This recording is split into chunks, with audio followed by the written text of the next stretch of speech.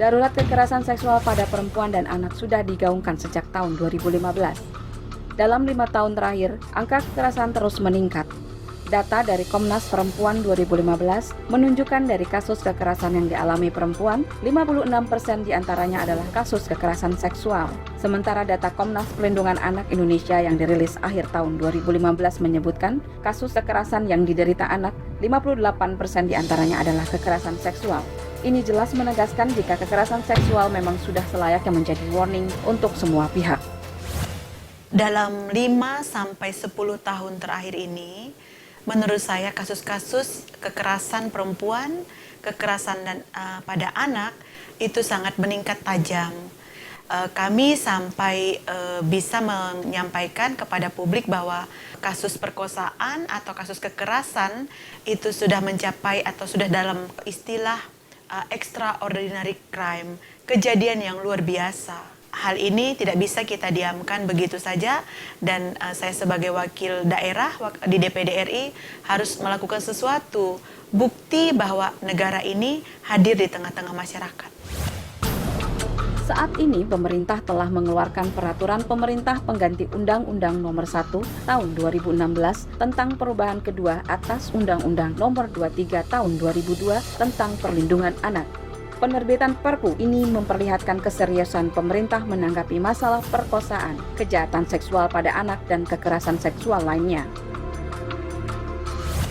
Peraturan Undang-Undang Nomor 1 yang dibuat oleh Presiden Jokowi Juni tahun 2016 kemarin, menurut saya itu adalah satu tindakan reaktif dari pemerintah Republik Indonesia. Bagi saya DPD RI sangat serius menanggapi persoalan ini sehingga DPD RI harus bersikap secepat mungkin, tidak menunggu apa-apa lagi gitu, dengan menghadirkan rancangan undang-undang PKS atau penghapusan kekerasan seksual ini. Perpu yang diterbitkan diatur tentang pemberatan pidana, yakni penambahan masa hukum sepertiga dari ancaman pidana, dipidana mati, pidana seumur hidup, serta pidana penjara paling singkat 10 tahun dan paling lama 20 tahun. Bahkan wacana hukuman mati dan kebiri juga sempat menjadi wacana untuk pelaku kejahatan seksual. Mungkin masyarakat harus diberitahu bahwa Perpu kebiri itu atau kebiri itu dilaksanakan sesudah si pelaku itu mengalami hukum pidana pokok gitu. Jadi kalau misalnya dia sudah mengalami 15 tahun, sesudah itu baru yang bersangkutan itu akan diberikan kebiri gitu, suntikan atau apapun, walaupun kita tahu itu masih sangat kontroversi. Memang di tengah-tengah kami di Komite 3 DPD RI sangat kuat desakan untuk dihukum mati bagi katakanlah yang pelaku kekerasan seksual berat, termasuk juga pedofil, karena memang dianggap bahwa para pedofil misalnya itu korbannya itu akan jadi pelaku baru di kemudian hari.